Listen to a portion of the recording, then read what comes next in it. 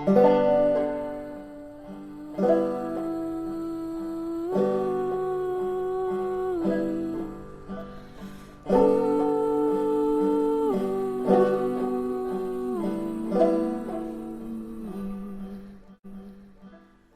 to Soul Connections, a podcast about enchanting relationships with the human, more than human, and divine.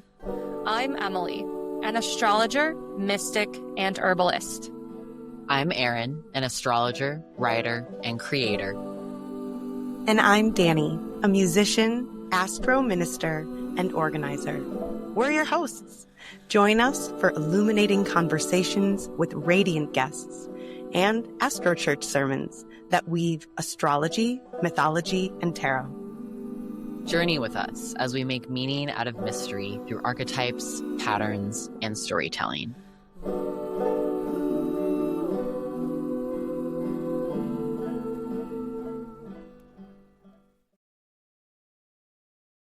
Welcome to another episode of Soul Connections.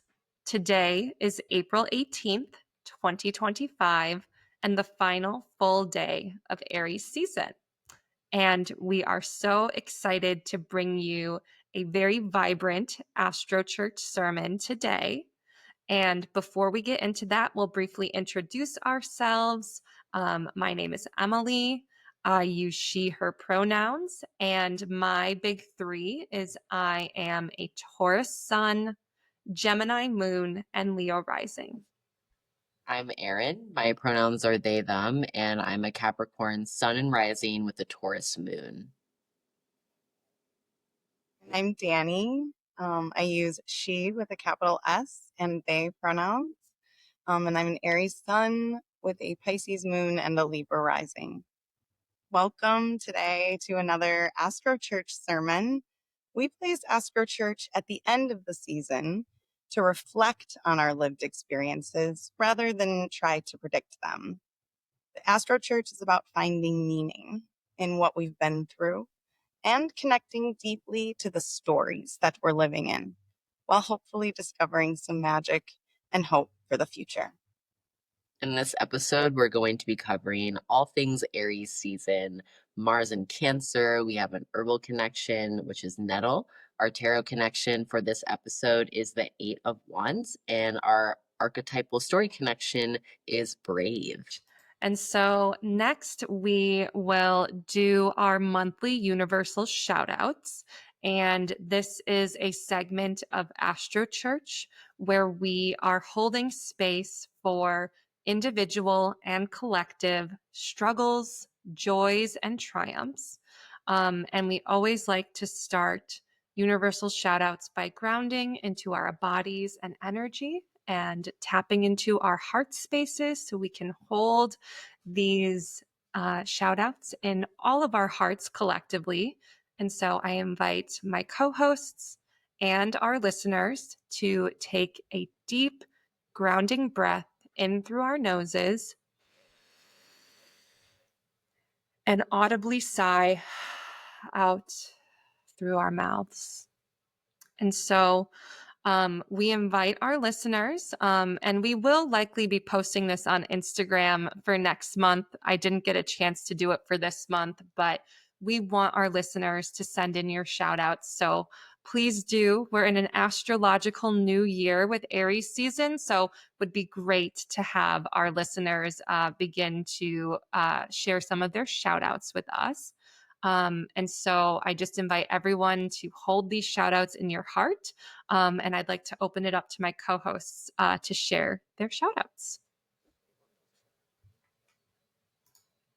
Couple of personal ones. First of all, there's one of my best friends in the whole world, just informed me that she's going through a divorce. And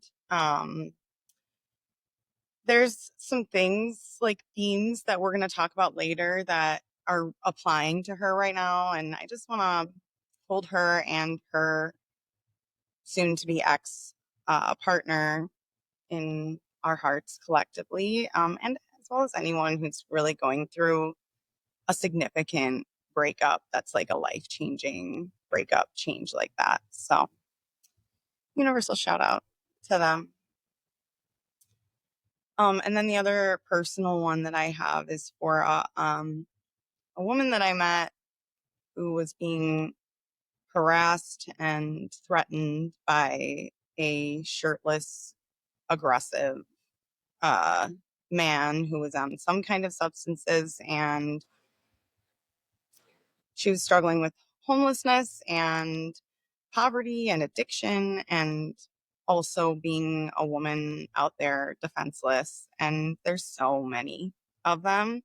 When I was in Milwaukee, I was a part of a group called the Step by Step Collective, and we found that in the entire city of Milwaukee, this was in 2014, they had 80 shelter beds dedicated to single women, like women without children. And that's it, 80 out of the entire city of Milwaukee. And the homeless population is much, much larger than that. So I just want to say that a lot of these people get forgotten about and uncared for in our society.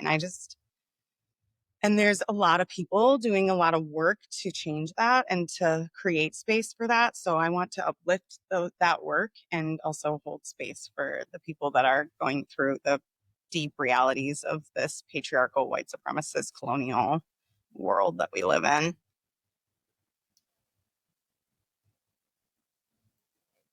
I'd like to give a universal shout out to the Milwaukee community that showed up for our in-person event where we celebrated the hard launch of our podcast on all podcast platforms. It was just really special to have family, friends, acquaintances show up.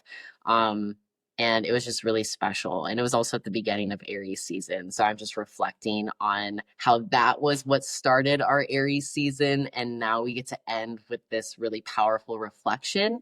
So just, I think, shout out to all the folks that showed up and also the folks that wanted to show up but maybe couldn't because they weren't in the Milwaukee area, but they were still supporting from afar through our live stream or liking our stuff on Instagram. Yay. And then I have a personal universal shout out. This is for my community in Milwaukee, who is part of the year-long ancestral medicine book club with me that I have the joy of facilitating. And this journey that we're on together is reading through this book written by Daniel Four.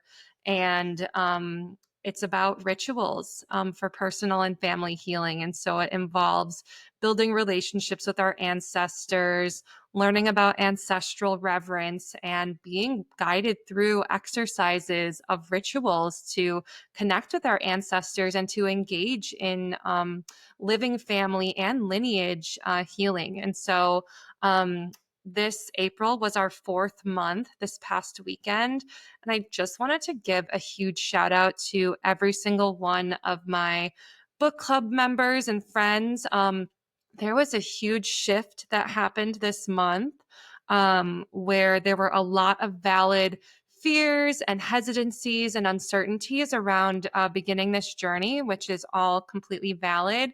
And it just felt like collectively as a group, there was this mass softening, opening, shift, and just like an excitement to connect with our ancestors. And so I just want to give a shout out to everyone out there, whether you're in my book club or not, who's doing that work of relating to the ancestors, doing the work to heal,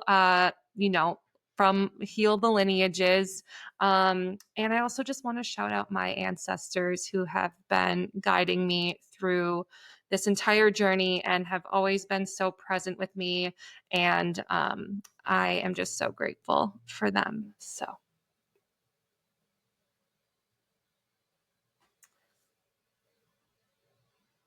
Great. Well, then to close out our universal shout outs, please hold everything that was mentioned, the struggles, the joys, please hold them in your heart.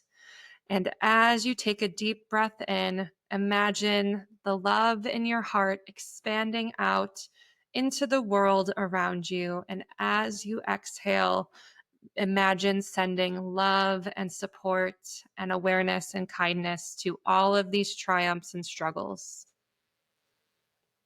Thank you. And I will now hand it over to Aryn for our story connection. For a story connection today, I'm going to read a summary of the movie Brave, which is really good if you haven't seen it. So I'm going to read that, and we're going to talk about it a little bit later and how it connects to Aries season.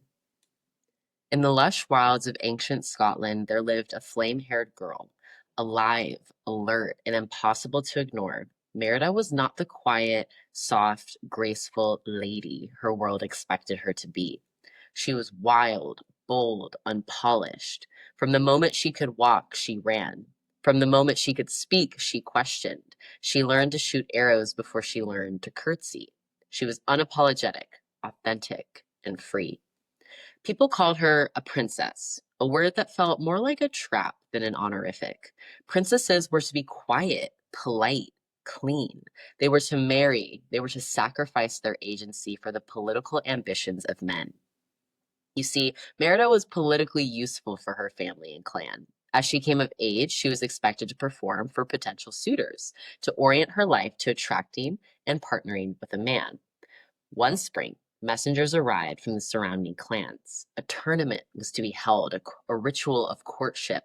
The clans would parade their sons before her, and she, the prize, was to stand quietly and wait to be won. But there was fire in her blood and nettle in her bones. She was born to irritate the skin of empire. She did not seek chaos, but she did not flinch from it either. She had no interest in being the trophy. She was the arrow, the flame. And so she entered the contest, declaring that none would win her heart and she would compete for her own hand in marriage. The court called it rebellion. Her mother called it shame. But Merida knew that it was truth. After an argument with her mother, she ran into the forest. Following wisps of light she knew as a child, she was led to the home of a witch. There she made a wish, not for love, not even for escape, but for freedom, for her world to change. This external magic, a false offering of refuge, her wish did not turn out the way she expected. It never does. Self-sovereignty is not given, it's embodied. Her wish unraveled what had been tightly woven, transforming her mother into a bear, threatening not just her body, but also her bond. Merida once again faced the truth that her freedom is not forged in fire alone, but also in tenderness, in reckoning, and in responsibility. The storm within mirroring the storm without. The arrow she lost carried weight of consequences, lineage, and love. It was not enough to move quickly. She had to go deep. She had to return not in defeat, but in devotion. First to Hearst, then to land, and then to her community, her clan. And in the end, she did not become the princess they wanted. She became the leader that they needed. Not soft and not savage. Something wild and something wise. A warrior of truth and consequence. A sovereign, not to run, but to root. Not to please, but to embody. The fire no longer flared without direction. It moved through her steady and unshakable. And with every step she took, the world shifted. I'm going to turn it over to Dani to talk about our tarot connection. Yeah. Thank you, Aryn. We're going to talk a little more about that story and how it connects to Aries season and stuff. But I think it's so funny because I always pull a card for the tarot connection. I like to let spirit guide me with that. And it's always so interesting how it lines up so clearly with everything. But the card I pulled today is the Eight of Wands. So we have decided to start sharing images of the tarot cards and of the plant that Emily's going to talk about in our herbal connection a little bit later. Ooh, it looks so good. My first time seeing it. Lovely. So here you'll see on the left-hand side, the Eight of Wands from the Rider-Waite tarot deck. It's the Smith Rider-Waite is the one of the traditional tarot decks that people use. And very often other tarot decks are modeled off of that. There's a few different types of tarot decks. The Thoth tarot deck, there's other ones, but this one is the one that I primarily work with.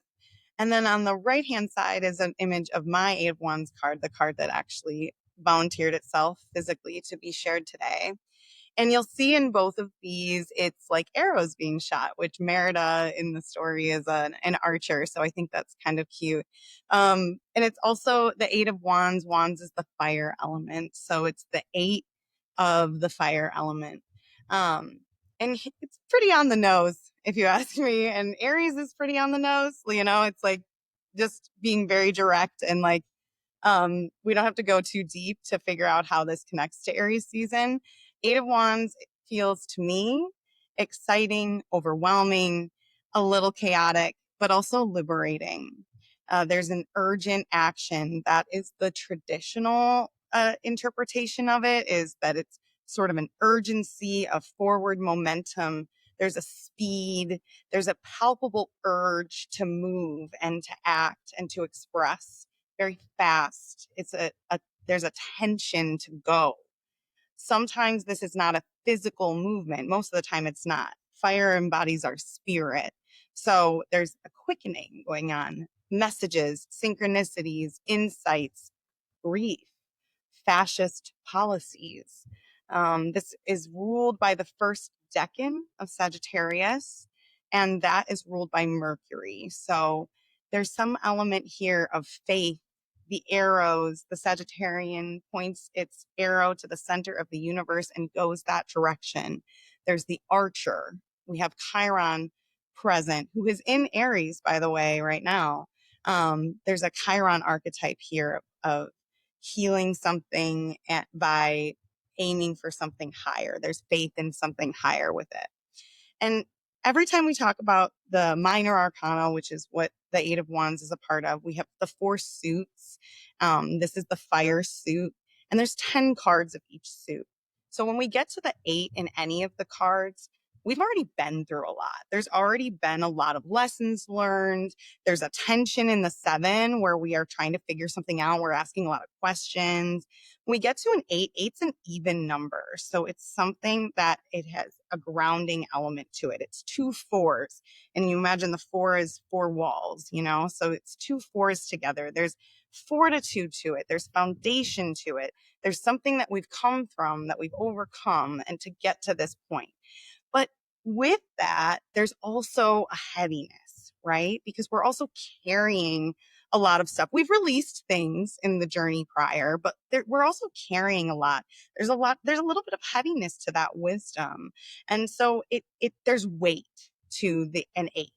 And it's, even though the 8 of Wands is a fast moving type of energy, it's still an 8. So to me, it's kind of being in this fast moving energy, but kind of grounding ourselves in it, because there's a grounding energy from that. And as things are being flown around and coming at us, we have come to this point now. We're here. Like, we've already come this far. We're not going back. We're not escaping from this. We're going with it. We're in this flow. And so there's an element of like mastery and like grounding ourselves and like keeping on going. That's Lindsay Mack, my tarot teacher, is talks about it like that. It's about us being in process and rooting our energy as things are moving around us, and also honoring how big of a process this is. She says, you said yes to something at this point, and so it's happening, but you may not see it right away, because again, we have the Sagittarian faith element. It's you don't see the 9 and the 10 yet. You're in the 8, right? So there's an element of grounding in and coming back to like a place of rootedness as we are having this forward momentum of change. Right now in the world, there's a lot that is being thrown at us and that is going on right now. And when we have said yes to justice, fairness, defending the earth, et cetera, et cetera, et cetera, we need to root ourselves and ground ourselves in that as we face all these arrows flying our way. So I think it's there's a sense of the 8 is also connected to both strength and justice of the major arcana. And strength has this open-heartedness. It's like approaching life with an open heart. And justice is about accepting what is. So there's also an energy here of like, again, we've already gone through the 1 through the 7. So we're already on our way to something. We've had all that experience. Again, we're not going back. Like once you know, you can't unknow. Once you're here, right? That's justice. That's accepting. Okay, here I am. And then the wands part of it, the faith part of it, the Sagittarian part of it is maintaining an open heart and rooting into why did we say yes in the first place? Why did we make this commitment in the first place? So yeah, that is the 8 of Wands. Emily, do you want to talk a little bit about the herbal connection for today? Yes, I would love to. Love how the tarot connection, the herbal connection, the story, like everything starts to weave together here. So you can see in this image, the 2 photos there, that is actual pictures of Nettle that I took this week when I was out on one of my walks. And so this is very early Nettle, Nettle in their smallest, freshest, most Aries state when they're just emerging from the ground.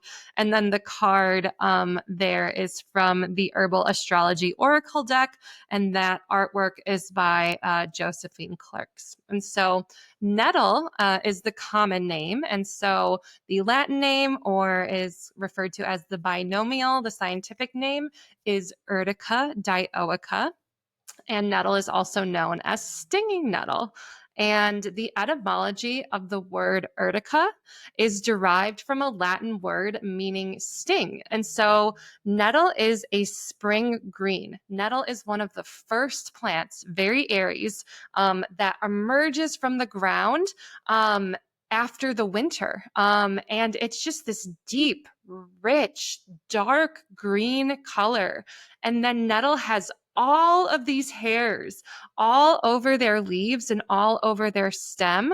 And these hairs literally act as hypodermic needles, and they're made of silica and they sting you. So if you touch nettle with your bare hand, and I did do this in my garden because I just felt like I needed to get the sting and be like initiated into my relationship with nettle, or initiated into a deeper relationship with nettle. And I got the back of my finger stung and literally had like little welts pop up on my on my finger. And so that's the impact of the sting. And so nettle is a plant that is very nutritious, full of vitamins and minerals. I've heard another herbalist, Amber Magnolia Hill, refer to nettle as like the breast milk of the earth because of how like nutrient dense this herb is. And think about that. This is one of the first spring greens after a very long, dark, cold winter, when our ancestors lived in more agrarian societies, or indigenous people who lived in profound connection with the earth. If you had to survive a long, harsh winter, and we're running out of your stored food, the emergence of nettle was life-giving, life-saving. This is a plant that is so full of vitamins and minerals that will rejuvenate the body and really wake the body up after a dark winter. And I love to drink nettle as a tea. It is my favorite tea to drink throughout the spring. And right now I'm drinking a cup of nettle, and even the color of the tea is just this dark, rich green. And so nettle needs an environment to really thrive. They need really damp, fertile soil where rainfall is high. And so nettle is originally native to Europe, much of temperate Asia, and Western North Africa. But now nettle is found worldwide, and some would even consider them a weed. And so nettle really embodies the warrior archetype, the Aries archetype, the Martian archetype, because they irritate, right? They have those stingers, those hairs that sting and cause irritation and stimulate and increase blood circulation. And so it's also a plant that you have to be very mindful around. You have to bring your attention. If you just brush up against a nettle plant and step on them, they're going to sting you. They're going to defend themselves, and they're going to be like, hey, human, pay attention. I'm growing going here. And so to me, Nettle is one an Aries plant, but feels so profoundly connected to the Aries season that we're in right now because Mars has been in Cancer for most of Aries season. And there is such a huge Mars in Cancer element to Nettle. Like I said, that one herbalist calls Nettle the breast milk of the earth. That feels very Mars in Cancer to me. And just all of the like nutrients that Nettle offers to other beings. That is so nourishing. That is so Cancer to me. So this whole Mars and Cancer ruling Aries signature of the season that we've been in feels very reflective in Nettle to me. And I just wanted to share a quote from the Herbal Astrology Oracle Deck Guidebook. This was written by Adriana A. Ellis, one of my Astro Herbal teachers. And she writes, on a spiritual level, Nettle has the power of snake medicine, granting us the power of fire to transmute and protect. Nettle medicine teaches you on a personal level to be strong, protective, and to handle life in its complexity. And so, thank you, Nettle. Grateful to have you on our podcast today. And I will hand it over to Dani to welcome us into Aries season. Thank you. Yeah, Nettle. Honestly, I've had a couple nettle stings in my life, and they kind of hurt in a good way sometimes. I mean, I'm an Aries sun, so I'm a little like, but it's like I all respect to Nettle, and so fitting for this Mars in Cancer ruled Aries season that we're in. Let's talk a little bit about archetypes. Obviously, with astrology, we're working a lot with archetypes. So I'm going to go over some Aries archetypes, what it's like to have the sun in Aries. When we say it's Aries season, we're talking about the sun, the planet, or the star being in the constellation of Aries. And then Aryn will talk a little bit about its connection to its opposite, Libra, as well as Mars archetypes, the planet that rules Aries. And then Emily will talk a little more about Mars in Cancer and what that means for our Aries season this year.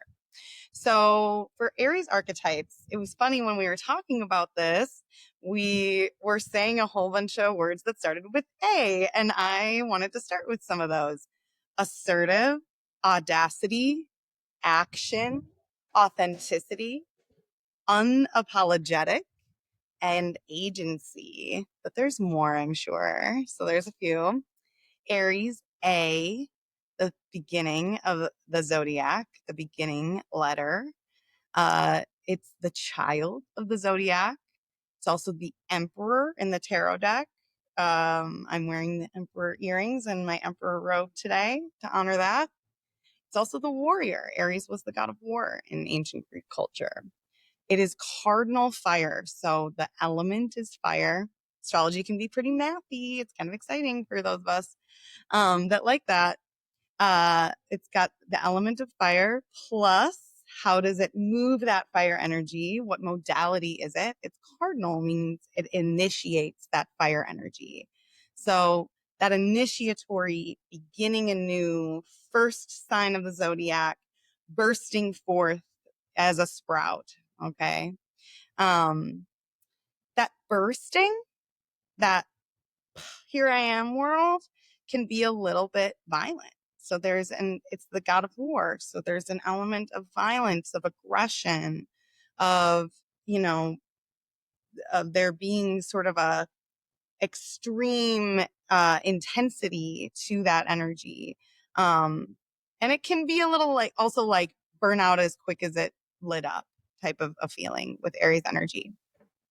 Now, the sun in Aries, the sun moves into Aries at the spring equinox, and that is the zodiacal new year. It's when the sun moves into the first sign of the zodiac. It is considered exalted in Aries, meaning it loves being there. It's like it's happy to be there. This can be playful, creative, excited. There's also a sense of accepting other people. There's another A word, accepting other people in their authenticity. I think Aries appreciates honesty. So there's an element of like wanting everyone to just be fully themselves, because that's honest.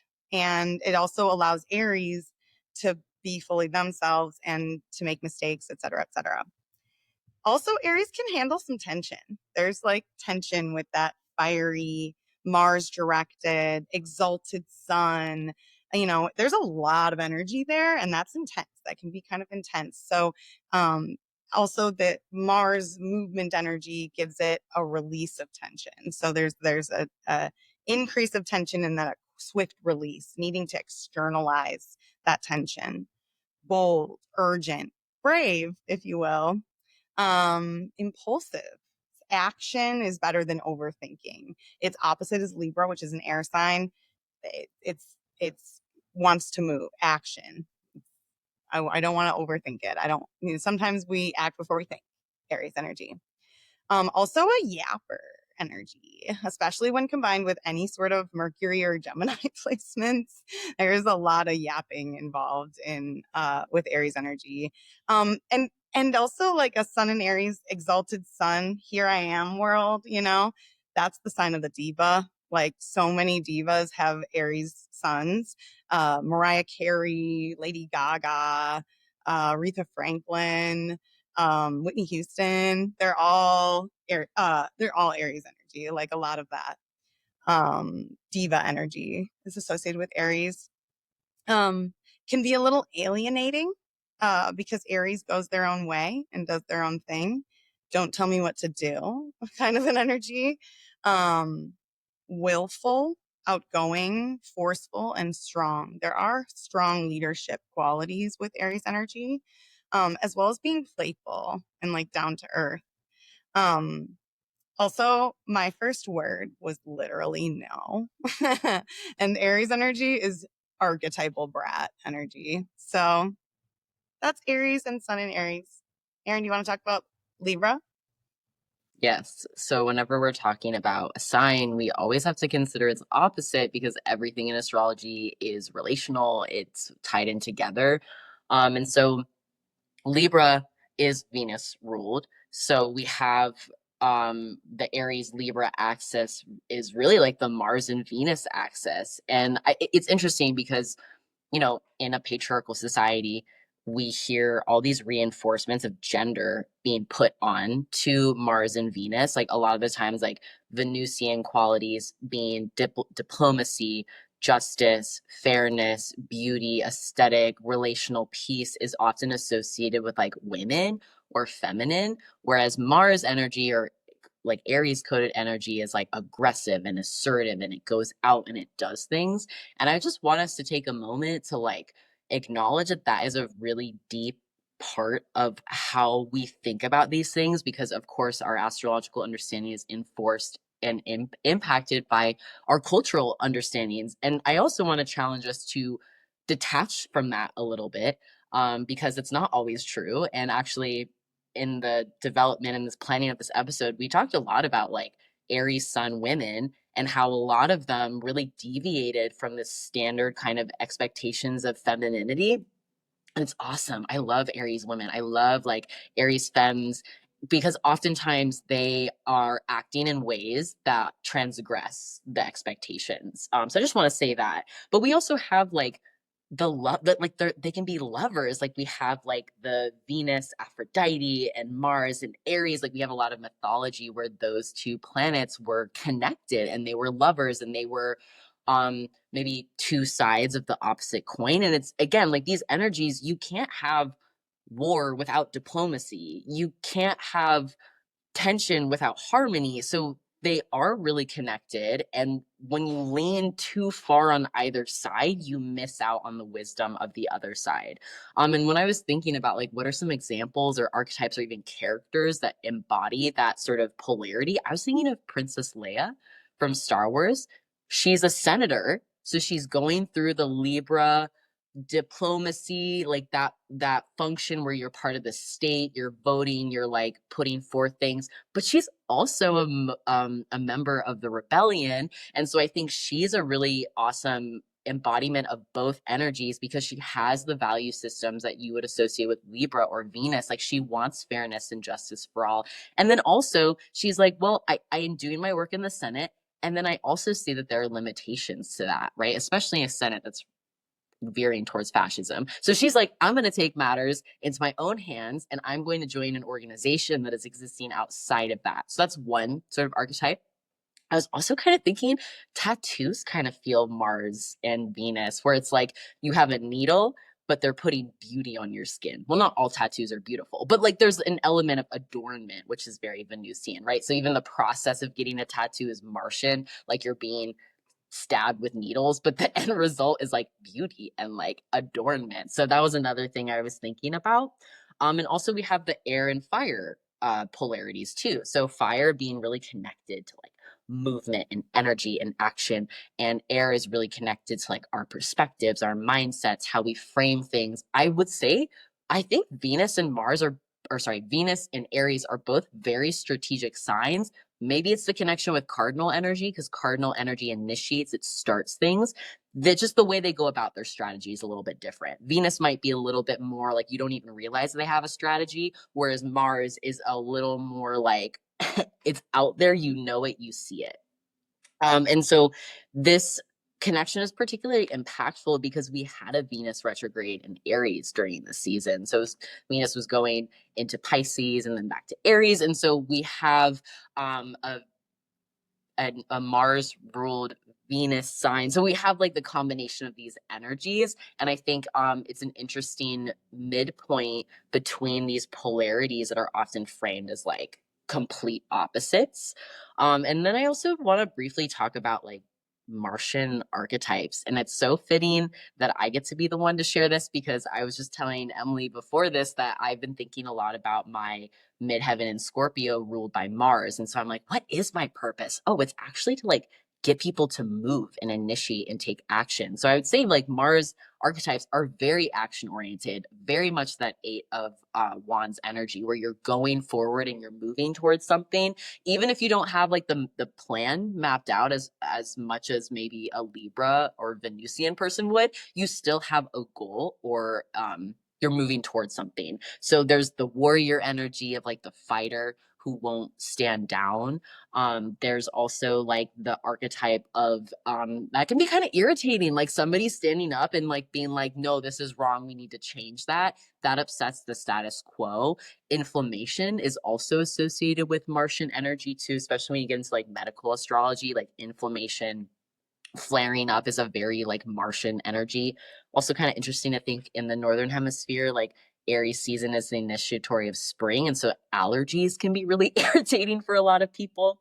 And also a lot of like Mars actions is like severance, it's cutting, it's separating, and that also brings in the nice Venusian other side of that, which Venusian mends, it brings together. And so you need both of these energies because when you see too much of the Martian Aries energy, I think you could honestly like connect it to like, yeah, feel fascism, military overemphasis on the separation and the severance, and a complete neglect of the connection, the connective tissue that Venus has. And then on the other side, if you have too much Venusian and you don't have that severance, you might have like toxic dynamics that just perpetuate over and over because there's nothing that's like cutting into it. So that's a little bit about Aries, Venus, Mars archetypes. And I want to move it over to Emily because we had Mars in Cancer for this season. So Emily, Can I really quick?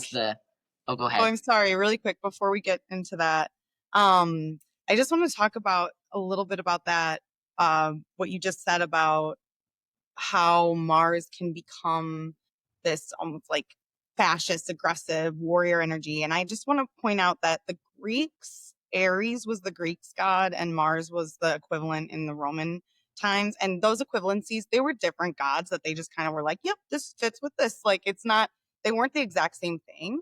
And so Aries in Greek, like the Greeks cared a lot about diplomacy and they cared a lot about like, they were, had the Senate and, the legislative bodies and the republics and all that kind of stuff.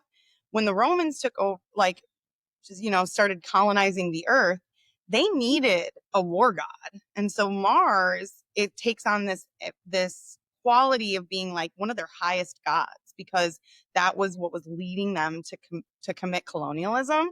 So I just want to throw that out. Like Aries was kind of seen more as this like childish, like he got pierced by an arrow and he was like super upset about it, threw a big fit, you know, even though he pierces everyone with arrows, you know.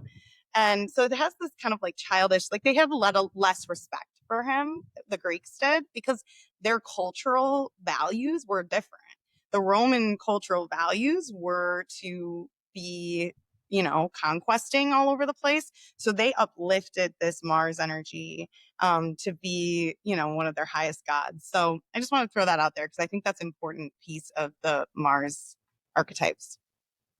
That's super helpful. And I have one like real life example of like a public figure who embodies this Aries-Libra axis. So it's actually Representative Alexandria Ocasio-Cortez, AOC. She has a Libra stellium. She has her Sun and Mars, and I believe maybe her Mercury in Libra. And then she also is a full moon baby. So she has a full moon in Aries. And so she obviously is someone that is very visible, out fighting for the people. And so, but also doing it in like a super diplomatic way. So I think she kind of embodies and is a well-known public figure who you can kind of look to see how these archetypes manifest in a person who, yeah, actually is a legislator and a very, you know, kind of almost celebrity lawmaker type person. But I think she embodies that very well. Cardi B also, I just want to say, Cardi B has a Libra sun with an Aries moon. And it is so that it's on that other side of it. She's a diva. She's beautiful. She cares a lot about like style and like, you know, the Venusian adornment and stuff like that. She creates art, you know. She also stands up. She also says the truth, speaks the truth. And she doesn't let things fly. You know what I'm saying? Like she's very outspoken, and a little brash, you know, in the way that she communicates. So also that's another archetype that embodies that. Beautiful example. Yes. And her rap style is just so Aries, just so like blatant and bold and audacious. She's going to say whatever she feels. I love that. And so now we can start to weave this into like the collective energy. We're feeling into what does it feel like to experience Aries, you know, and we're talking about like a collective experience. How are these archetypes showing up more vibrantly, more loud, very Aries throughout this kind of past month since the equinox on the 20th? And a big filter to this, we always want to look to the ruler of that sign. So Mars was in Cancer. And so we talked a little bit about Mars in Cancer in previous Astro Church sermons because Mars has been in Cancer for many, many months. And Mars in Cancer became more amplified when the sun moved into Aries. And so Mars in Cancer, if we think about like Mars as energy, willpower, drive, in the sign of deeply emotional moon ruled Cancer, this is very like intuitively driven action, like gut feelings, intuitive knowing, driving action. Also, emotionally driven action, like really needing like and that can manifest in the full spectrum of emotions, whether that is joy or determination or anger. So throughout Aries season, this time could have been you or seeing other people around you or in the public sphere being more driven and impulsively driven around their emotions. That's something that can manifest with Mars in Cancer. Also, Mars being ruled by the moon and the moon being in a constant cycle of waxing and waning, this can manifest as like literal energy in the body, like motivation to just get up out of bed and like do the things that you need to do. Also, like the tasks that you have to do to care for your body and nourish your body, very Cancerian. that energy can just wax and wane. And it can just feel like, unless you're, if you don't have that placement natally, it can be really difficult when you're kind of just feeling into this waxing and waning. So that's kind of like physically how Mars in Cancer shows up. And then if we add in like severance, this could be being severed from feelings of belonging, being severed from home.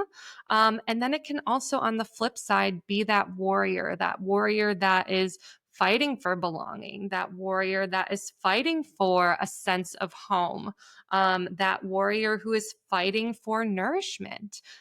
So that's kind of how we can kind of start to filter in Mars in Cancer to all of this Aries energy. I will hand it over to Dani. Yeah, thank you. So now let's talk about the transits and what we've been in for this last Aries season. Emily's going to pull up a couple of charts for us to look at.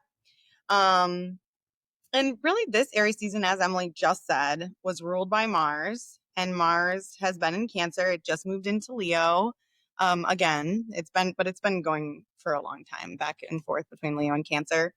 We're going to talk a little bit about that. We're also going to look at the lunations for the season. When we say lunations, we talk about the new and full moons. There's always a new and full moon during each season.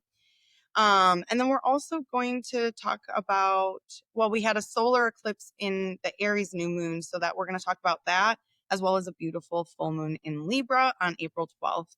We'll also talk about this season's retrogrades. This season was very impacted by a couple of retrogrades, the two inner planets retrograding, Mercury and Venus in particular. We're also going to talk about a bigger picture planetary movement from the season, particularly Neptune's movement into Aries after many years of moving through its home of watery Pisces. Well, okay. So, Aryn, if you want to talk about the lunations for this season. Yes. So, first of all, we had the solar eclipse in Aries, which was the final Aries eclipse of this Aries-Libra eclipse cycle, which started back in October of 2023 and wrapped up in March of 2025. So if we think about this is a story. This is a story that has lasted over about like a year and a half, not almost 2 years, like a year and a half. And so it's really interesting to think about eclipses coming in pairs and what they could be activating. So the solar eclipse in Aries happened on March 29th, and then the full moon in Libra happened on April 12th. And the Libra full moon was not an eclipse, but the Aries one was. So we got eclipse season, but then we also got like a normal like full moon in Aries. And I really feel like both of these lunations, they felt tender, at least to me. And maybe that's just because my fourth house is in Aries, so a very dark, tender, intimate part of my chart. But if I'm remembering correctly, I believe the full moon in Libra had Chiron involved. Am I remembering that correctly?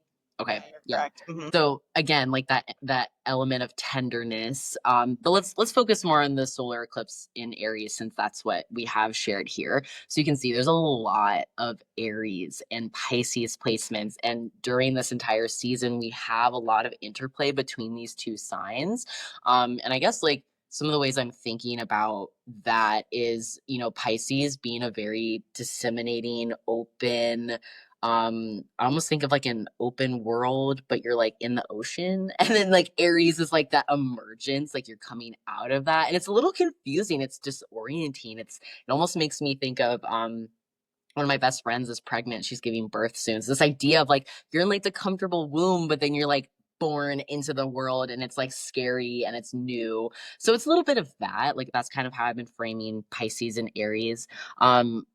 We do also have Chiron and Aries, like it's been there for a while. So again, like this sense of wounding, like where are we wounded? How are we negotiating those wounds? To me, I feel like Aries is an energy where it wants to acknowledge it. It wants to talk about it. That's been a big theme for me. I have some ancestral stuff coming up, like Aries fourth house, and I want to talk about it. I want to face it. And sometimes that creates tension because not everybody wants to do that as well. All right, let's see what else we got going on here. So Mars would be ruling the Aries eclipse, and we had Mars in Cancer. So a lot of what Emily was saying as well, I think is really relevant here. And we also have Mars making some actually positive connections, like with the North Node. Like to me, that just feels like this was a time where whatever action that we felt emboldened to do is connected to our growth. And when I say growth, I mean like character growth, spiritual evolution growth. And that kind of growth is oftentimes very uncomfortable. And it's in Pisces, like the North Node is in Pisces. So it's like the growth that really leads to this spiritual like openness or connectivity, but it can feel maybe harsh, or it can maybe feel like things that have been buried coming to the surface and having like uncomfortableness. Is there anything you two want to say about the solar eclipse in Aries? Yeah, I wanted to build on like the storyline narrative because exactly to your point, we really need to look kind of longer term at the year and a half that these eclipses unfolded. And I kind of have learned that even after an eclipse takes place, it might even take 6 months for the events that were kind of initiated or culminated to kind of reverberate out and to gain understanding. So this is a really potent solar eclipse because one, it's in the sign of Aries, which is like fresh beginning, right? Like, baby of the zodiac, new astrological year. Like, I think the birth image is perfect for this. Like, new life is emerging in a very Martian way. And this is the last. So that energy is kind of in a contradiction with the fact that this is the last eclipse in the Aries Libra cycle over the last year and a half. It's an ending that's a massive beginning, which is kind of cool because that's also, there's a lot of Pisces energy. And really, the transition from Pisces to Aries is endings to beginnings, and how they are, really the same point in a circle or in the cycle. And so this Aries eclipse was super potent. So I would just say to our listeners, like, take some time to reflect, like what massive endings, like what kind of was closing out maybe in the Aries Libra parts of your chart. What was ending that really ushered you into a new kind of karmic eclipse beginning? So that's just what I wanted to add. Awesome. So here we have the full moon in Libra chart. And if you are watching this, you'll be able to see the chart. If you are listening, I will go through some of the main points here. So the full moon in Libra happened on April 12th. And so at the chart, you can see that we have Sun in Aries at 23 degrees, opposite moon in Libra at 23 degrees as well. So with all full moons, like full moons are always like points of revelation. It's when the moon has the most light. So we're able to see things a lot clearer as opposed to the new moons. New moons tend to evoke like faith and like we have a vision, but we don't really know how to put it into action yet. And that full moon is the culmination of these things. So I think whenever you think about a full moon, think about like where is Aries and Libra in your chart? And typically the moon is what's like illuminating or bringing to the surface something. So some significant aspects that this transit is having here is, again, like we keep having these connections with Mars. That's really interesting. This time though, it's a square. So Mars is at 27 degrees of Cancer in this chart. So like a 4-degree orb, but still like having the sun and the moon making a tense opposition with Mars.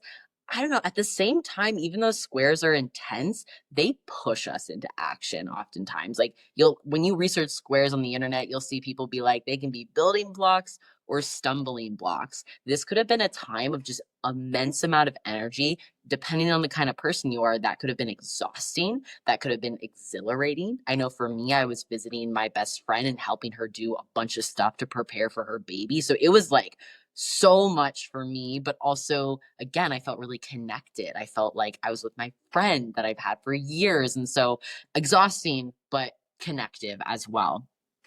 And some other aspects that we have here is, well, first of all, because we have that Venus ruled moon sign, because Libra, Venus is a really important player here, and Venus is in Pisces. Do y'all see that? It would be at 24 degrees, and this would have Okay. been within like minutes of her stationing direct, like within minutes after this full moon. Wow. Okay. Yes. So, and Danny's going to talk more about the impact of the retrogrades, but that feels significant. And honestly, like to me personally, this sort of felt like a full moon where I was finally starting to feel like the retrogrades starting to thaw and literally like Emily just said, it just moved out. So I think that's an interesting thing to think about, that the Aries eclipse earlier in the season was still heavily influenced by all these retrogrades. And then you have the other side, that full moon in Libra, where we start to kind of feel that like jumpstart energy. Because again, like when things are retrograde, things just feel slower. The pace is slower. We're more reflective. It's harder to generate a lot of energy for output. And so I think that this lunation is sort of pushing us or initiating us as well. It almost sort of feels like the Aries season is technically the astrological new year, but the beginning of Aries season, it almost felt like a little slow. Like it felt like it was revving up because we had so many retrogrades. And now where we stand, we've moved out of a lot of retrogrades. So I'll pivot and throw this over to Dani to talk more about the impact of Yeah, the. thank you, Aryn. And yeah, I mean, that T square that's being made, if we just point that out one more time, the sun in Aries. And I just real quick before we go to the opposite, the sun in Aries is with Chiron, that little K. It's exactly with Chiron, as Aryn mentioned earlier. Chiron is the wounded healer. It's an asteroid or a planetoid, dwarf planet in our solar system. And so there was like and then we have the square. Okay. So you have the opposite, you have the Libra moon at 23 degrees of Libra. And then they both are making that square to Mars at 27 degrees of Cancer. Yeah. I mean, there's just so much, like there's a healing energy to it. It's like a release of tension almost is what I felt. And I was a little uncomfortable. Like there was some uncomfortable energy on the 12th. It was the day before my birthday. I had a little tiny bit of a hiccup conflict with a friend, and it ended up being one of the most beautiful days ever. And I felt like there was this, it was kind of this like build up and then sort of a release, which makes sense with the Venus going direct within minutes of the actual full moon. So let's talk a little bit about Venus retrograde. I have mostly stuff about Venus and Aries. Venus did move back into Pisces during Aries season as it was going retrograde. So there's more about that. But we talked in our last episode, the Pisces season episode, about Venus retrograde and the story of Venus retrograde, one of the most ancient stories that we know of. Is about this cycle of watching Venus go backwards in the sky and go into the heart of the sun. So Venus retrograde in general is a story of, the great goddess Venus going into the underworld and reclaiming something and coming out of it. It's like a death and rebirth story, which we're also approaching Easter. It's there's a lot of death and rebirth birth energy for Venus retrograde in general. And as Aryn was talking about earlier, in like the traditional astrology stuff, a lot of the gendered archetypes around Venus and Mars makes Venus retrograde bring out gender issues. And that's not just for women. It's all kinds of gender issues, LGBTQ stuff, women's issues, our relationship to gender in general. What is masculinity? What is femininity? How does that express? And especially in Aries, because it's in its opposite sign archetypally. Aries is ruled by Mars, which is archetype, traditionally seen as the masculine or masculine qualities. And so when you have people who are assigned feminine, embodying that, you have the Venusian character embodying what is considered masculine archetypes, it confuses the whole gender binary and dynamic in general, which is good too. We need to challenge that. So Venus in Aries, technically in its detriment, and that's because it's opposite of its home. It's home in Libra, so its opposite is in Aries, so it's in its detriment. There's Aries is about the self, self-sovereignty. Venus going retrograde Venus is reclaiming the self, is reclaiming self-sovereignty. There's passion, there's strong will.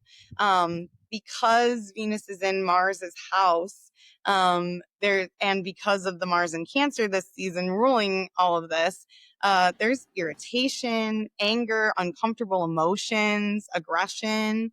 Also, like, going against the traditional, like, white supremacist patriarchal norms of what it is to be feminine in this world. Like the Spitfire, loud, passionate bitches archetype. There's also an interesting relationship here, Venus retrograde, to the masculine, because traditionally we see Aries, the warrior archetype, the hero's journey, which was coined by Joseph Campbell, talking about the archetypal hero's journey. And Emily pointed out in our pre-show planning session that Joseph Campbell actually had 5 planets in Aries in his natal chart. So there's this archetypal hero's journey, and that gets challenged with this Venus retrograde. That's a very hyper individualistic colonial mindset, and men being socialized, white men specifically being socialized, that they can get whatever they want if they just go and take it by any means necessary. With this retrograde, we really see the distortion of that. We really see that being amplified. And we'll talk a little more in a little bit about some of the events that have happened. But, we all know what I'm talking about. Like, we see it on the news every single day. There's another thing of patriarchal white supremacist male just extraction and exploitation of our earth, of our bodies, of workers, of all types of things. So there's a lot of themes with this Venus retrograde also about power and patriarchy, and the challenge of that. And, because it's about reclamation, reclaiming ourselves from the mindfuck of patriarchy, reclaiming ourselves from patriarchal beliefs, for example, desirability of the male gaze, how that is currency, how they wield that against us.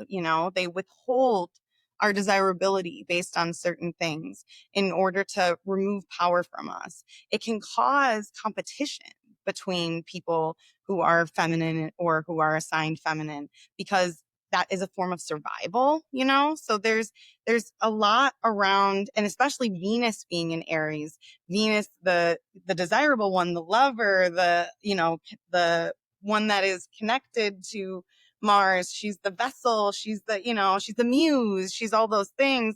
And in Aries, she can't be anyone but herself, she can't do anything but reclaim her own sovereignty. So it's reclaiming ourselves from those patriarchal beliefs.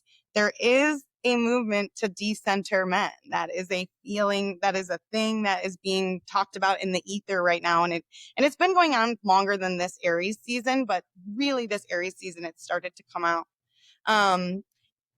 Sovereignty, freedom, not subservience, not sacrificing ourselves for little pennies of power that they try to give us, and refusal to let patriarchal norms divide us, reclaiming our connections to one another. And that's not just femmes. Like, this is anybody of any gender I'm talking about can access this energy.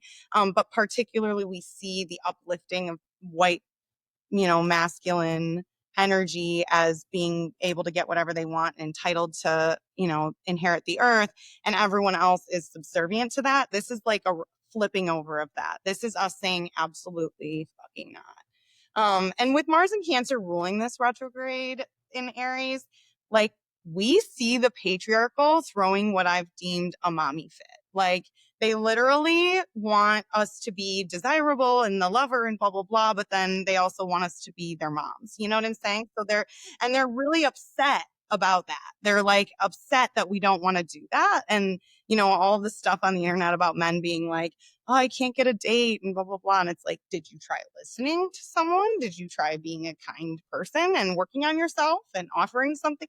You know what I'm saying? Instead of just expecting a mate, Venus is the archetypal mate, to come in and save them and take care of them.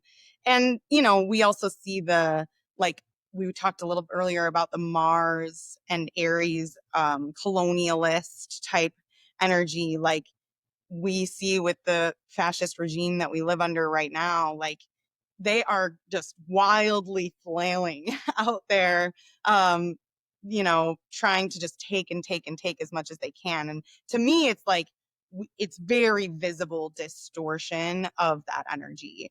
So yeah, that's the Venus retrograde in Aries. We also did have a Mercury retrograde in Aries. And that was March 15th to April 7th. It went from Aries into Pisces again. And then it's moving back into Aries at the moment. And Mercury retrogrades happen 3 times a year at least. It's usually a time of like communication and messages. And I think this connects a lot to that 8 of Wands thing I was talking about earlier, of just like swift, just bad news coming in all over the place from like the Trump administration and everything that's going on. I mean, there's just been so much thrown our way. And retrogrades are always kind of like a reckoning moment in general, and they're always like reviewing something of some way. So to me, like the Mercury retrograde, I don't have a ton of insight into it specifically on its own, but as a collective included in these eclipses and in the lunations and in the Venus retrograde process, to me, this is like the messages coming through. There being a little bit of confusion, sometimes dishonesty, because Aries is very honest, Mercury in Aries is very honest. So when we have the distortion of that, the reversal of that, and also an attempt for them to try to trick us and be dishonest with us, which Emily's going to talk about in a little while when we talk about the Wisconsin Supreme Court election. And Aries energy being like, nope, can't trick us. Like, we're just going to do what we want anyways, So those are the retrogrades that we've been dealing with. And Emily, do you want us to just briefly touch on our big picture movement, the Neptune and Aries movement? Yes. So Neptune, which is right here in the chart, you can see in the full moon chart, this was about 2 weeks after Neptune entered Aries. So this is another outer planet. And in our last Astro Church episode, Aryn did a great job talking about the archetype of Neptune. Neptune, Greek god would be Poseidon, the god of the sea. And I just am picturing Aryn describing the emoji with all the mist over their face as that being super Neptunian. And so this is the beginning of a new kind of like epoch is the word I want to use. Very similar to now we are in this era of Pluto in Aquarius. It is a big deal and a big collective shifts when the outer planets change signs. And so Neptune spends about 14 years in a sign. And so since 2011, Neptune has been in Pisces. And so on March 30th, during Aries season, Neptune left Pisces and entered Aries and is currently at 0 degrees of Aries. And because this is such a slow moving outer planet, we can really think of this transit as just like the pre-show, the trailer, like just a little hint. This is going to be a 3-month stint. Actually, I take that back. I think it is, where are the dates? It's about a 7-month stint. So we're going to have about 7 full months of a preview of Neptune in Aries. So really start to pay attention to these Aries archetypes. I have heard other astrologers talk about Neptune as sometimes ushering into the collective, like what is the ideal? Like something that we are idealizing as a collective.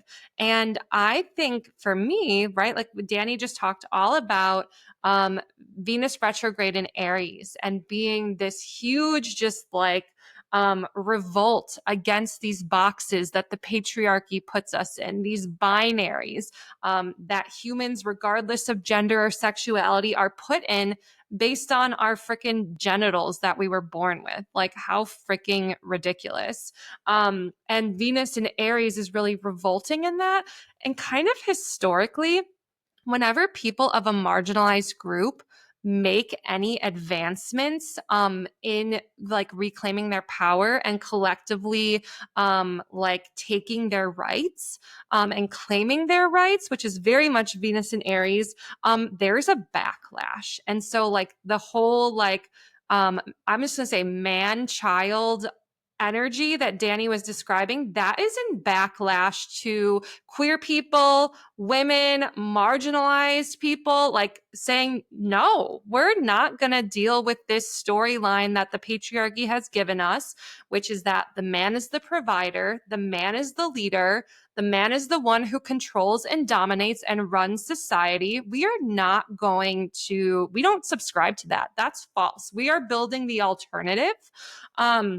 And so Neptune, I think, it's going to be like, there could be kind of like an idealization of that hero's journey. We might see more men kind of crawling out of the woodwork like the cockroaches they are. You know, again, not all men, but, you know, I'm in this decentering men phase, but that might like kind of this Neptune and Aries could be like them being like, no, we are the heroes. We are on this journey to claim what is ours. And then at the same time, I think it's going to bring this like energy to like people who are not men or socialized as men, to kind of be like, no, we're just going to build the alternative. We're dreaming our own narratives. We are reframing our hero's journey to be a collective journey. And so it's going to be this like dichotomy, I think. And again, not getting so into predictive astrology, but that's kind of what I'm picking up on, but we'll just kind of have to stay tuned and see what happens. So Thank you, Emily. Do we have anything else we want to say about the transits? Can I want to say one thing, Emily, that point you were making about the distorted hero's journey. I could also see a possibility where even people from marginalized groups, mostly white women, are using almost that same distortion. It's like it's giving a little bit of like girl boss. I'm just gonna like forego collectivity and focus on the hyper individuality. It reminds me of this book I read in college, Female Chauvinist Pigs, Women in the Rise of Raunch Culture by Ariel Levy. An older book, but like really interesting to kind of also think about this phenomenon where like oftentimes even people in marginalized groups can act in the same ways as oppressors and have some sort of like social mobility. I think that's kind of a theme in like the women going to space thing that we'll talk about later, but it's very that where you could also kind of maybe even see the patriarchy uplifting certain narratives of like be like, well, look at these queers who voted for Trump, or look at these women who love being trad wives. Like it could also be that weird illusionary distortion where it's like we love oppression. Like it's weird. It's kind of giving Black Mirror vibes a little bit. But I can also see that as a possible manifestation of Neptune and Aries. And I just wanted to add one thing to that, because we are seeing this rise of like the trad wife, which is almost like this archetype or this standard of being this like 1950s housewife, of being like the homemaker. And I saw a really good critique by this one writer that I follow their newsletter, and they were saying that all of these like trad wife influencers, they are not actually out there like churning their own butter, like, but they are selling you the vision that they are. They are the influencer. They are portraying this vision on social media that this is the lifestyle that they are living. They are actually making their economic income by being an influencer on Instagram. That's what's paying their bills. They're not actually like out there churning, homesteading, like subsistence providing for their family. Like they're selling the image of that. So that feels very Neptune and Aries, and like selling that image of like, we are self-sustainable. This trad wife, like that feels very Neptune and Aries for me. And so, I wanted to see if we want to transition to talking about some of the events. And I thought we already mentioned the women's space trip. So Aryn, would you want to start us off by sharing a little bit more about that? Yeah, and I don't really know a ton of the details of like how it started or who initiated it, but basically, I mean, it's all over the internet of like Katy Perry being one of them. I don't really know the other people. I think it's like Lauren Sanchez or something. Anyway, a bunch of women going into space for like 10 minutes, and Jeff Bezos was there, and it was supposed to be this like women in space empowerment. But then also this is coinciding with, Trump administration purging a bunch of information related to like women or LGBT people or like Black people or like anyone who's not a white man. They're just like, nope, we're erasing this historical evidence that they were ever involved. So like women's names are disappearing from like, I believe NASA website.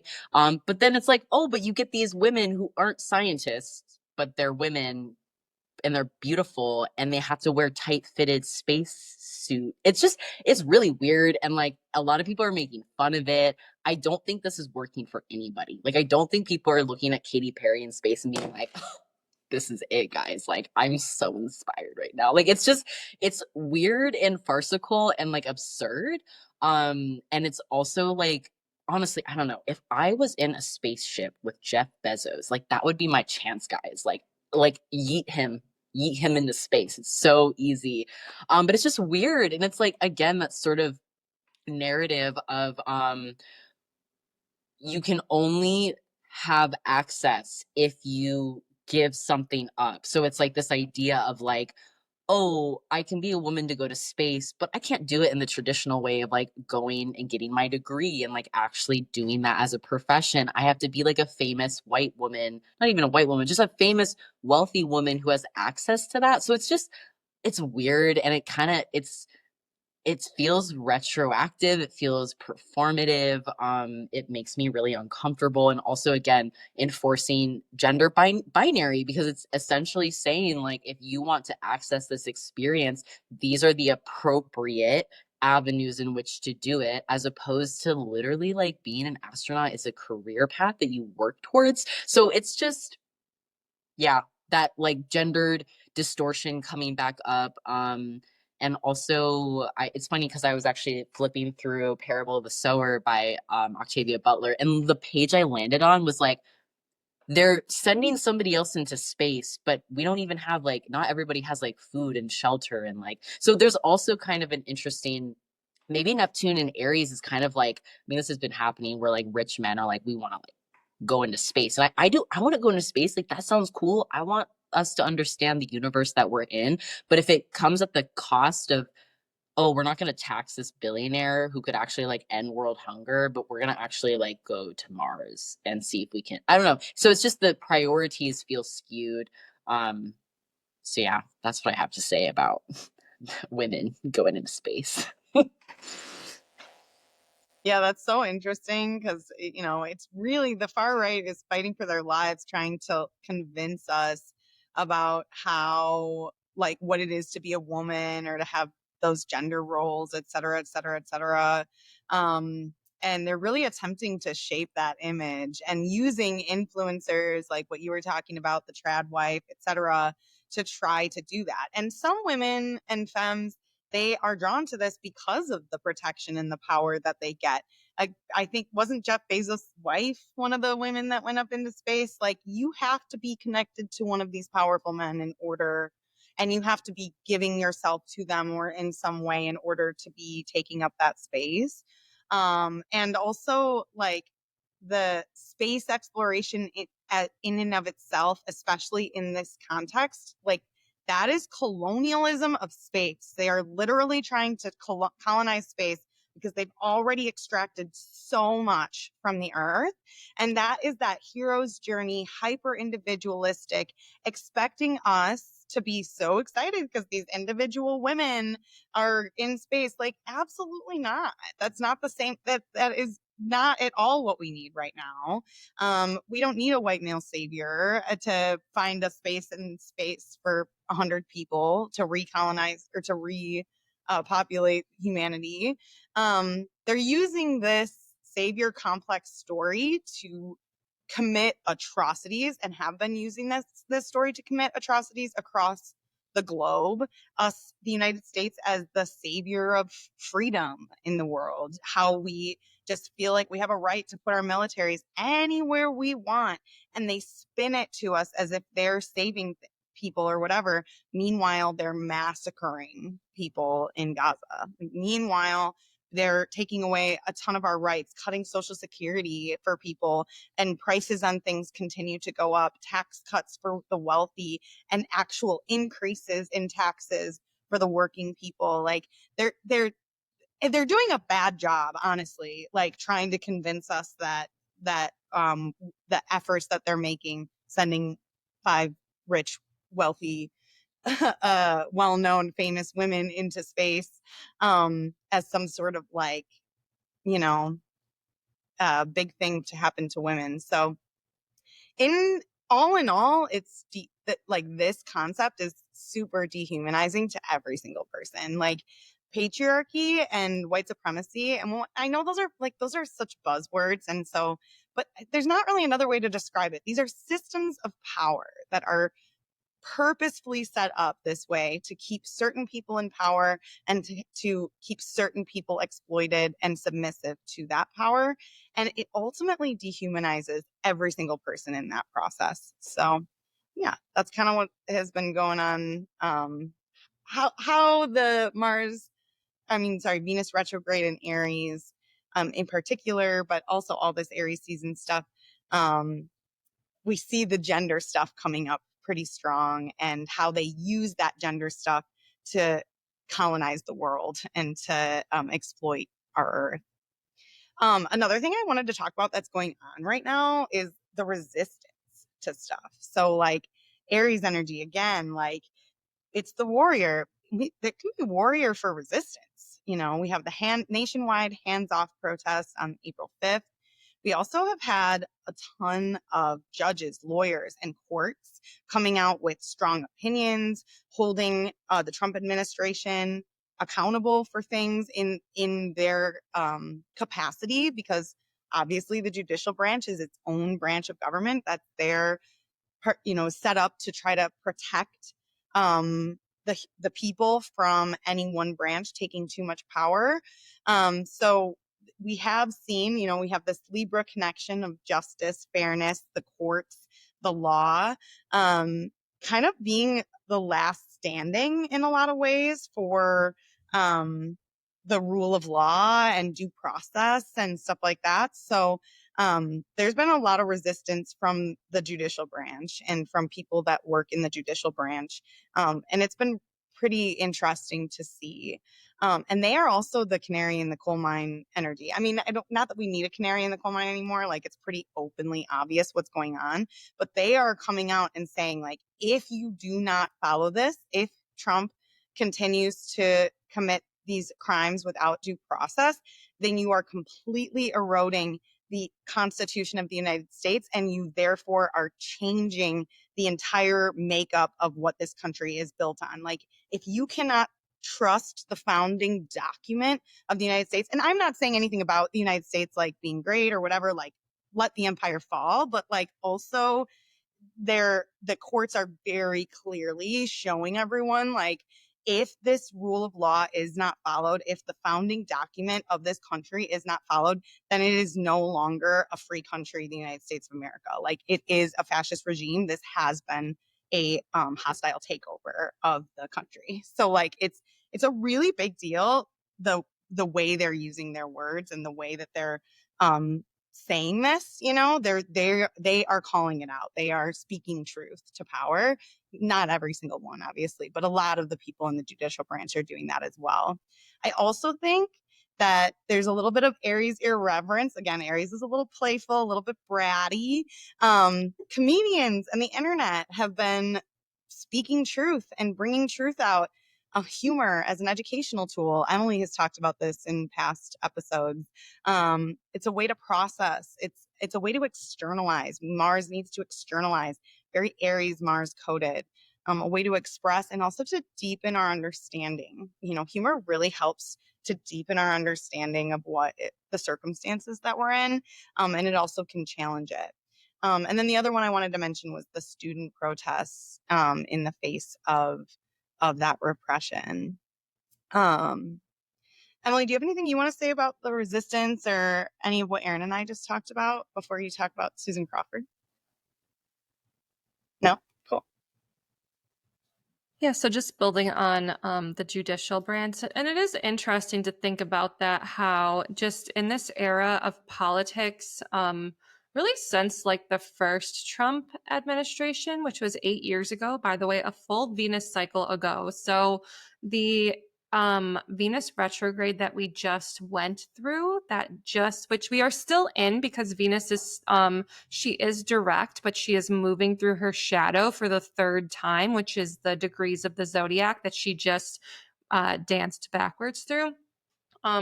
This is a mirror and like a reverberation of 2017, when we had the exact same Venus retrograde. Literally the degrees just shifted a slight amount, because that's how the Venus cycle works. Is every 8 years she's repeating this retrograde in the same signs once every 8 years. And so we see like these signatures and these patterns, and we're seeing this resistance coming up just like we saw in 2017. In 2017, we saw the birth of the Women's March, and we saw a lot of resistance against the first Trump administration. And now here we are 8 years later, and now we're having more resistance. And the courts have become very much, I want to say, like a tool of political warfare. Is really like Trump and the far right have been very strategically, like that was a huge thing during the first Trump administration. He was appointing far right radical judges left and right to these federal courts. And there's like a whole far right movement that has been happening for decades, to get their people with these very conservative, very restrictive views on the courts to weaponize that branch. And so we live in this era of a highly politicized judicial branch, which is that to me feels very Aries-Libra, where it's like Libra is the judicial branch, but this polarization and this like fighting for it is very Aries. So we had a huge local election here in Wisconsin that just made, waves across the country. This obviously had national media attention on it. Wisconsin is such a purple swing state. And so Wisconsin is in the electoral process, is a very important state in the for those types of elections. So on April 1st, during Aries season, which is the day after Neptune entered Aries, by the way, we had the local election across the state of Wisconsin to elect a new Supreme Court justice. And so why this got so much national media attention is because Elon Musk, the most wealthy man in the world, the oligarch, spent $25 million on Brad Schimmel, the Republican candidate for this justice position. And the opponent who won was the Democratic Justice Susan Crawford. And she won by a massive margin. And Wisconsin is truly a purple state. Most of our statewide elections, whether it's for senator or governor, are usually determined within like not even a full percentage point, like half a percentage point. Like the margins are that narrow. Susan Crawford won by double digits. That is exponential. That is like a mandate. That is people saying, like, a bunch of people who voted for Trump voted for Susan Crawford, or a bunch of people who didn't vote in the presidential election turned out to make their voices heard. So I just wanted to give some quotes here, just to kind of there's this great local journalist, Dan Schaefer. He has a Substack called the Recombobulation Area. And it's a very he does all this reporting on local politics in Wisconsin. And so there's this quote from Susan Crawford that feels very Venus and Aries to me, Mercury and Aries, but also has some Libra in there as well. She said this on the stage at her event that she hosted the night before the election. And this is what she said. She said, "I never thought as a little girl growing up in Chippewa Falls, Wisconsin, that I'd be going up against the richest man in the world to fight for justice in our state, but here we are." Like, that is so powerful. And then there's a quote that Dan included from her senior advisor for her campaign that described Susan Crawford as focused, driven, disciplined, saying that she believed in herself and believed she could win the race throughout the entire campaign. Like just that, I feel Venus and Aries, that belief in oneself, that just like unshakable, like I can do this. I can be an agent of change. I can confront the richest man in the world and represent, a step against him. And so Dan did this Instagram post and he called it the Elon effect. And he did, because he's totally a political pundit. He does all this data, all this research, and he put this out there that the Elon effect was that every single one of Wisconsin's 72 counties shifted to the left from the 24 presidential election to this 6 months later, literally 6 months later, to this Supreme Court election by double-digit margins. Or sorry, but just every county shifted to the left, and then 26 out of the 72 shifted left by double-digit margins. That is the people of Wisconsin saying, yeah, no, we are not about Elon Musk. And we are going to do what we have to do. And there was record voter turnout.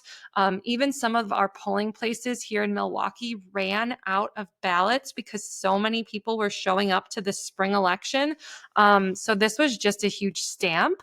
And people are not even like working class people of Wisconsin, even if they are, more rural or maybe lean more to the right, typically they are not in support of Elon Musk. And this election really proved that. And so that is a bright spot. And that is definitely a win in the political sphere, nationwide as well, not just here in Wisconsin.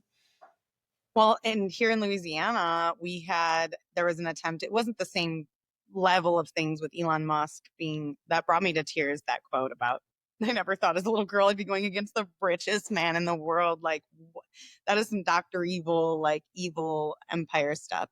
But in Louisiana, they tried to put through all these horrible referendums and they used really confusing language. And people just rejected it. They were like, nope, and I just think that's so excellent. And you have a note in our notes I want to bring out. You said that Neptune had moved into Aries the day before the election. And it was the day before the election in Louisiana too.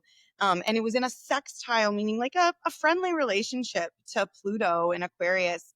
And Pluto and Aquarius is power to the people. We've talked about it on past podcasts. We'll talk about it again because it's going to be there for a while. And so this Neptune and Aries, we talked about how Neptune can be around our ideals and stuff like that, but it also has to do with illusion. And to me, it can be both creating illusion, but it also actually, I think when Neptune moves through a space, it almost is like taking the fog with it. It's like clearing the illusion at the same time. So it's almost like there's a little bit of waking up to some of these ideals that are being sold to us in that way. And Pluto, the planet of, the underworld, and it gets to the truth of things, there's the Pluto-Neptune sextile that happened for a lot of us millennials when we were born in like the 90s, early 90s, late 80s. There was that sextile that a lot of us carry, and now there's that sextile again. And so that sextile, that Neptune to Pluto sextile, can be very like piercing, like vision, seeing through that illusion. So I just think that's really cool, and I like that you pointed that out, Emily.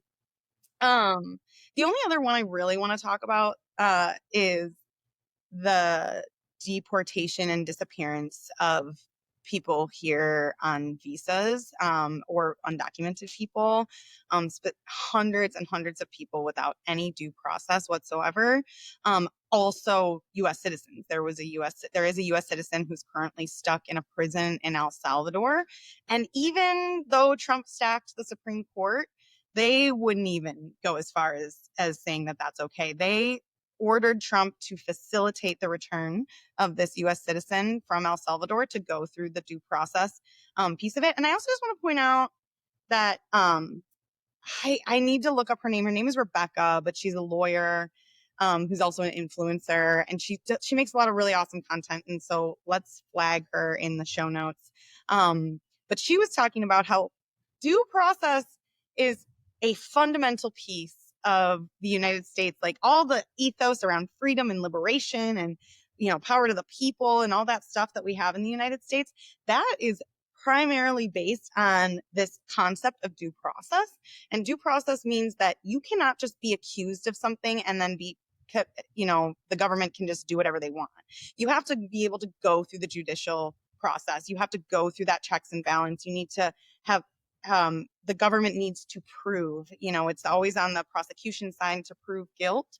That is due process. That is what our entire fundamental stuff is based off of. And everyone gets due process, whether they are a citizen of this country or not. Everyone gets it. Even in military courts, it's a little different in military courts, but there's still military courts. There's still due process in it. What Trump did is went in and just starts taking people and without having to prove anything to anyone and sent them to a foreign government and paid a foreign government with our tax dollars to take these people and torture them. And they didn't just take people who were undocumented or people that were here on visas. They also took at least one United States citizen, and they are refusing to facilitate anything with that government anymore to bring any of those people back for due process, even though the highest court in the land, the Supreme Court, has said that it is their responsibility to facilitate that mistake. And they're just saying, we're not going to do it, which completely undermines everything. And I'm not saying, again, I'm not like pro-US, like, yes, the empire is going to fall. Like we've known this. We've been talking about this for a long time. Every 250 years, Pluto return. Like we know that all empires fall. They all shift in some way, but this is a hostile takeover. Like this is what is happening. If this does not go through, it sets a precedent that they can come for any of us. It doesn't matter what our status is citizenship wise. It doesn't, like, we don't have protection of free speech. We don't have protection of the Constitution anymore if this is allowed to go through this way. It is that serious. So I just wanted to bring that up. I didn't say this in the universal shout outs because I just wanted to say it now. I just am really holding all of the people who have been attacked by this. It is all kinds of people, but anyone who is dissenting, particularly around Gaza, which I want everyone listening to this, whether you agree with me or not, to really think about why that is, because it is all around Gaza for some reason. Like everything is aimed to get us to stop talking about Israel, you know, and to stop fighting against this genocide. Why is that? You know, there's some reason. And the reason, I have a lot of ideas and thoughts that I'm not going to throw out here, but it shouldn't be as impactful to our life here in the United States as it actually is. There's a direct connection to what is happening to the people in Gaza, to what is happening to U.S. citizens, and not even U.S. citizens, to all the people in the United States that make it up, whether they have documents or not. That connection it's directly connected to each other. And it's an attempt of a hostile takeover of the most powerful military in the world by a group of elites from various countries to try to literally take over the world. Like that's literally what they're trying to do. They're trying to shift the paradigm so that they have power. Putin, Netanyahu, Trump, you know, watch me get in trouble next for saying that out loud, but it's the truth. So that was the other thing I wanted to talk about. I do think it's really beautiful seeing people wake up, you know, as you were talking about, Emily, like watching people wake up and refuse to be a part of it. We did just see in Argentina, there was a huge general strike that made impact on the far right leader that they had there. So maybe we can start thinking about where we collectively have power and start orienting ourselves to be able to act in a collective way so we can prevent some of this from happening. Or the shifts are going to happen. The empire is falling. So like also how do we orient that energy and channel that energy? Very Eight of Wands. How do we channel that energy to make a better world? So yeah, that's the current events. And the last thing that we have is our story connection. And, we told the story of Merida, Brave. Aryn read the summary that I wrote. And, I think it's pretty clear. Again, it's on the nose. Merida's a flame-haired girl. She's a girl in a world where she's expected to be a lady. And she's got a wild, fierce warrior spirit that she learns to ground in the like Mars and Cancer archetype of nurturance and of a leadership quality rather than just a rebel. It went from rebel to leader, wild momentum to a little bit of grounded responsibility. Again, that 8 of Wands, that 8 is a grounded feeling number. And then the Wands is the fast movement. So it's how do we incorporate and embody both of those things? Bold enough to break spells, Merida, brave enough to bear the consequences, and steady enough to walk deeper into her calling to become the leader that they needed. The 8 of Wands, like I said, directed fire, the arrows, that's a pretty obvious one. She's an archer. And her fire becomes directional. Her arrows carry her lineage. I also think it's interesting the Mars and Cancer stuff and the Venus retrograde stuff that we've talked about with gender and the Venus archetype in Aries, the gender reversal stuff, the warrior feminine, reclamation, Merida reclaiming herself, not through marriage or rescue or alliances with men, but rather through choosing herself and who and what she loves and becoming responsible to that, rooting herself and grounding herself in that and reclaiming that for herself. But also Cancer has to do with the bodies we came from and the bodies before that, our ancestors, our lineage, as Emily talks about so much. So there's also an element of generational healing. And if we consider the generational stuff with the like feminine, masculine archetypes that we're dealing with, the gender stuff with the generational healing stuff, I've been working a lot to reclaim myself from patriarchy. I'm an Aries woman, so I have like these traditionally masculine archetypes, but I'm a woman, so I'm supposed to be soft and sweet and blah, blah, blah. And I'm messy, I'm clumsy, I'm loud, I'm direct, I'm a leadership type. I've been called bossy my whole life, and there's this element of like, that has gotten me in trouble. My mother has witnessed that, she's witnessed me getting myself into some trouble. There's that Merida archetype of just like, she runs into the woods and she goes straight to a witch and she gets herself in trouble. You know what I'm saying? Because she's just got this wild flame, and my mother happens to be a Cancer. She also happens to have her Mars in Cancer.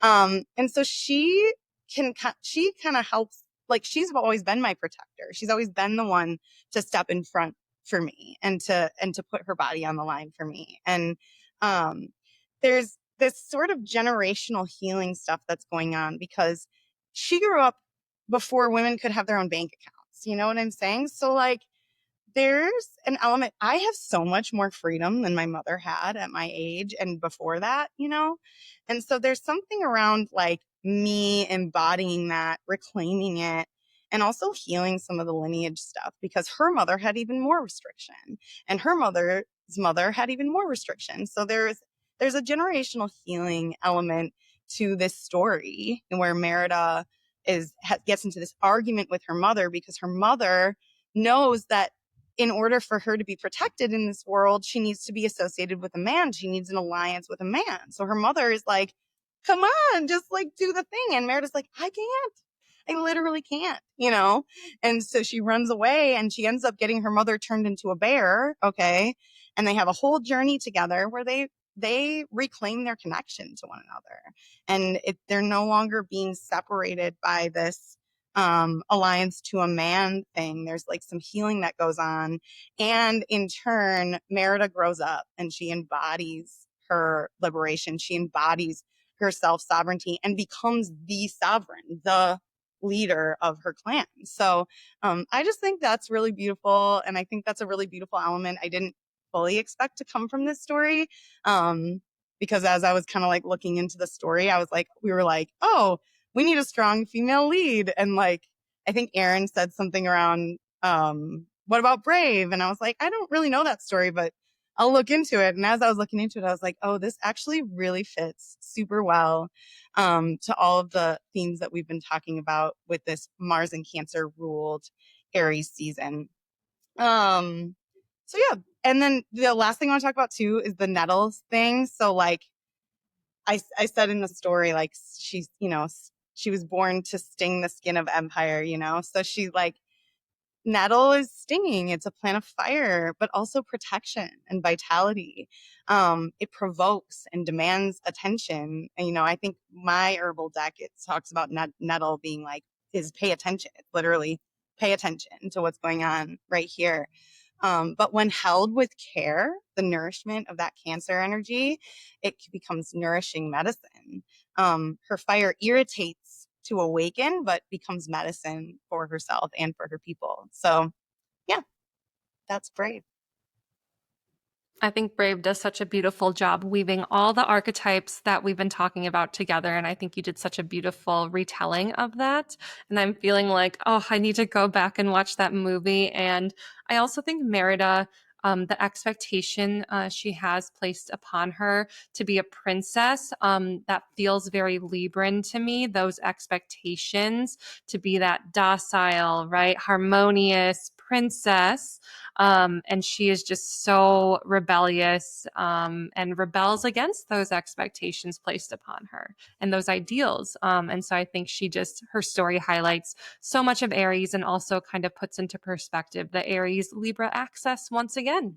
And so, just for a brief recap, this has been many astrologers like Dani and I both have learned from Chani Nicholas, and her and other well-known astrologers have really been talking about how March was like the most intense astrology of the entire year. And so a lot of the events that we have covered were the end of March and getting into April. And so we talked a lot about the Aries archetype. We talked about the Eight of Wands. We talked about beautiful, stinging, fierce, nutritious Nettle. We talked about Merida, and then Mars and Cancer, Aries archetypes, Mars archetypes, and then wove in kind of all of the events that have been happening this Aries season that have really been manifestations or examples of these larger archetypes. So, has been a very busy and loud and intense Aries season. And so I just want everyone to be taking care of themselves, to do what they need to do during these very stressful and scary times. And so, as we always do with every Astro Church, to weave all these archetypes and stories and experiences together, we want to leave you with some reflection questions, some personal reflections to sit with and journal about, think about, talk about, discuss with your trusted loved ones, your allies. So what does it mean to embody self-sovereignty? In what ways have I performed for the gaze or expectation of others? How does that feel in my body? What inherited beliefs do I have about gender, power, and desirability? What does it mean to reclaim that? And then finally, what does being a warrior mean to me beyond violence and conquest? In what ways am I being asked to lead, not through domination, but through connection? So this has been our Aries Astro Church sermon. Thank you to our Astro Minister. Thank you to my beautiful co-hosts, Aryn and Dani. And thank you all to our amazing listeners and community. We appreciate you. Until next time. Bye, y'all.